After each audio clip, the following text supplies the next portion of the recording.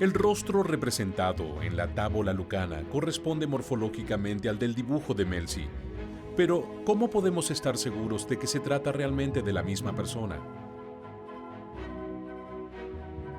En la Universidad de Tallinn, un experimento de reconstrucción en 3D podría brindar la prueba definitiva. Ores Konmashov, un profesor de arte de la Academia de Tallinn.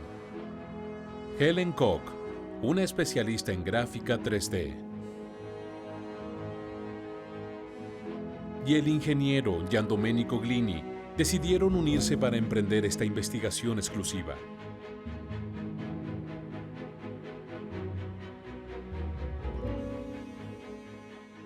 La comparación realizada entre el perfil Melzi y el semiperfil lucano permitió localizar ciertos puntos perfectamente coincidentes entre ambos, los cuales nos dieron la posibilidad de continuar con la reconstrucción tridimensional del rostro.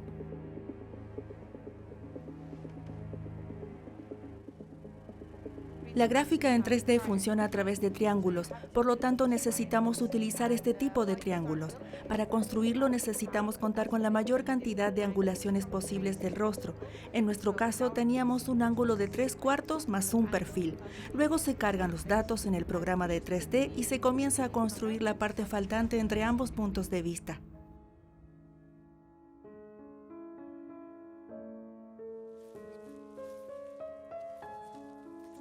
Paralelamente a la reconstrucción virtual en 3D, Ores Konmashov comenzó a modelar la figura de Leonardo da Vinci. La idea era la de utilizar distintos enfoques. El primero fue el más clásico, es decir, a través de la escultura, y el otro fue el de aprovechar las nuevas posibilidades digitales.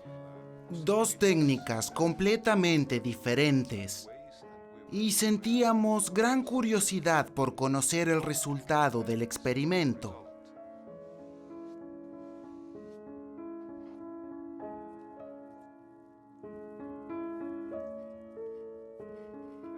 Decidí crear el modelo en la manera más tradicional posible. Por ello elegí la arcilla, ya que es muy maleable y fácil de trabajar. Aunque debo decir que fue un verdadero desafío.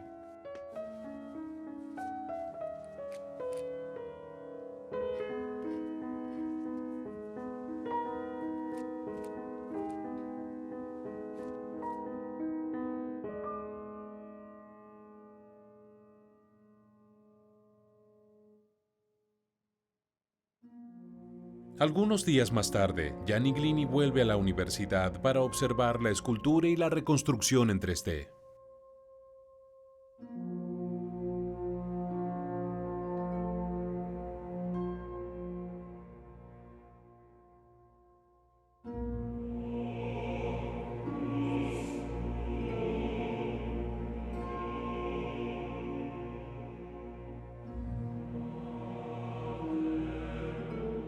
Por primera vez, el rostro de Leonardo da Vinci aparece en 3 dimensiones, dando una impresión de realismo muy impactante.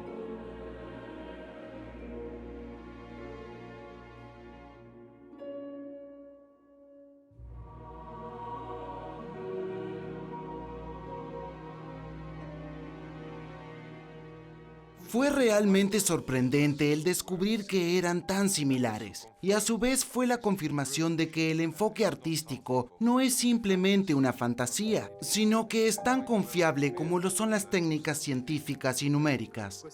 Era la primera reconstrucción de este tipo, del rostro de Leonardo. Podemos decir que con ella tuvimos la posibilidad de ver precisamente cómo era él y de cómo lo habríamos reconocido encontrándolo por la calle.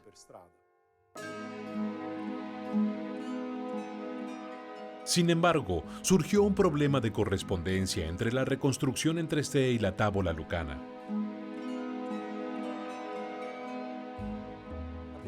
Obviamente, como primera operación, tratamos de ubicar el rostro de Leonardo reconstruido en la posición idéntica a la del cuadro. Y fue allí cuando nos dieron escalofríos, porque en realidad las imágenes no coincidían perfectamente. Cuando tratábamos de hacer coincidir el rostro a partir de la posición de la nariz y de la boca de la pintura, los ojos no coincidían más. Y por lo tanto pensamos que podía tratarse de un error. Algún error de reconstrucción, algo que se nos pudo pasar de largo. ¿Pero qué podía hacer? Para responder a la pregunta, es necesario interrogarse acerca de la práctica de los autorretratos. Los primeros comenzaron a aparecer en Florencia durante el siglo XV. Inicialmente, el pintor se representaba a sí mismo en medio del cuadro, dentro de una escena multitudinaria, como si quisiera decir que él era el autor de la obra. Era una especie de firma. A menudo su mirada estaba dirigida al espectador. Es lo que sucede en el fresco de la Capilla Brancacci en la iglesia del Carmine, donde aparece su autor Masaccio como el último personaje a la derecha del Círculo de los Apóstoles, con un sombrero azul y un traje rojo. El pintor florentino Filippo Lippi se representó a sí mismo en su retablo La Coronación de la Virgen a la derecha del cuadro, de rodillas, con la mirada dirigida hacia el espectador y la cabeza apoyada sobre la mano. Uno de los ejemplos más claros de esta costumbre es indudablemente el de Sandro Botticelli, gran amigo de Leonardo da Vinci, que se representó en su célebre cuadro La Adoración de los Magos. En un segundo momento, los artistas empezaron a pintar sus propios autorretratos, mostrándose solos en el cuadro frente al espectador. Esa fue una verdadera novedad, si consideramos que entre el 1300, 1400 y el 1500, solo las personalidades más importantes, como los papas, cardenales o los comerciantes de lana muy ricos, tenían derecho a un autorretrato. Por lo tanto, era muy significativo el hecho de que de repente los pintores decidieran emerger desde el fondo y ganarse un lugar en el cuadro directamente. Por ejemplo, el gran pintor e impresor alemán Alberto Durero consideró que finalmente había llegado el momento de representarse a sí mismo en una pintura sin la presencia de otro sujeto. Creo que quería decir, quiero ser recordado. Ahora soy bastante importante como para merecer que las generaciones futuras puedan saber cómo era yo. La mayor parte de los autorretratos se pintaban en la postura de 3/4. Entre los más célebres producidos en Italia figuran el de Antonello de Messina, el de Perugino y el de Rafael. Los pintores se encontraban en el mismo nivel de los poetas y de los filósofos. Eran considerados verdaderos humanistas.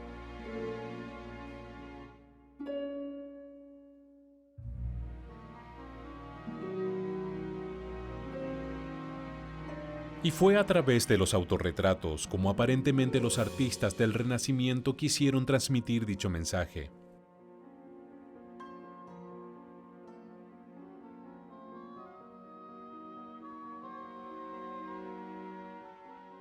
En la tábola lucana, el sujeto se encuentra en la posición de 3/4, pero si se observa con detenimiento el retrato, se nota una divergencia entre las pupilas. El ojo derecho mira hacia el frente, mientras que el ojo izquierdo parecería estar mirando hacia un costado. La posición de las pupilas aparece extrañamente discordante. Es decir, es como si la pupila de un ojo mirase en una dirección diferente a la de la otra. Y dicho detalle lo encontramos claramente en el San Juan, aunque un poco menos evidente. Pero también existe en la Gioconda, y también lo hemos descubierto en el cuadro lucano. La presencia de la misma asimetría de la mirada, ¿podría acaso ser una prueba de que el retrato de Lucani es obra de Leonardo? ¿Cómo se explica la disparidad existente entre ambos ojos? La respuesta podría encontrarse en el Códice Atlántico de Leonardo da Vinci. Entre los experimentos de óptica que realizó Leonardo, se encuentra un invento muy particular: la cámara de los espejos. En el manuscrito B del códice se encuentra un texto acompañado por un bosquejo del maestro que evoca un curioso artilugio. Si hicieses 8 espejos planos y cada uno tuviera 2 brazos de ancho y 3 de alto, y fueran colocados en círculo de manera que compongan una figura de 8 caras, con una circunferencia de 16 brazos y un diámetro de 5 brazos, la persona que allí se encuentre podrá verse por cada lado infinitas veces. Había una pequeña figura de pie en el centro de dicha cámara de los espejos, octogonal y con un pincel en la mano así. Eso nos daría la idea de que se trataba de un artista de pie. Pero ¿por qué razón se encontraría un artista justo dentro de la cámara de los espejos? ¿Acaso Leonardo concibió dicho invento justamente para poder realizar su autorretrato?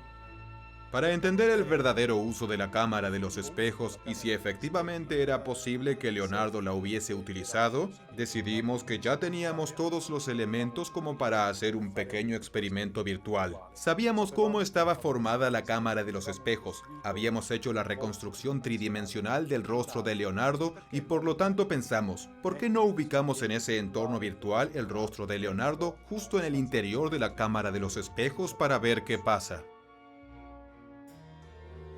Mientras avanzaba la investigación, fuimos descubriendo que el ángulo en el que había sido pintado el retrato correspondía exactamente a la posición dentro de la cámara de los espejos cuando se miraba en el ángulo.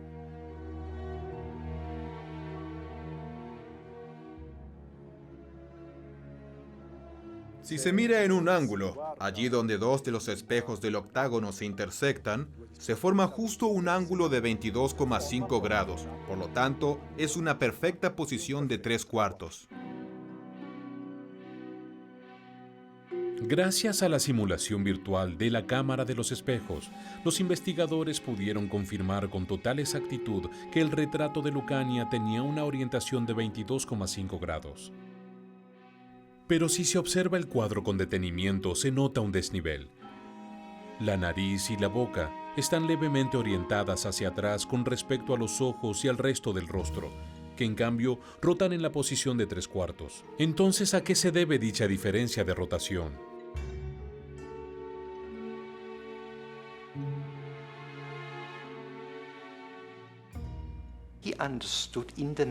Hacia fines del siglo XV, él llegó a la conclusión de que los hombres miran con ambos ojos. Y para él, que siempre trataba de pintar la realidad tal como la veía, ese descubrimiento representó un verdadero dilema. ¿Cómo podía representar algo que normalmente vemos con ambos ojos? Era un gran desafío para el artista. La visión binocular nos permite ver la realidad en 3 dimensiones. 2 imágenes distintas, una proviene del ojo derecho, la otra del izquierdo, y en el cerebro ambas se funden creando la percepción del relieve.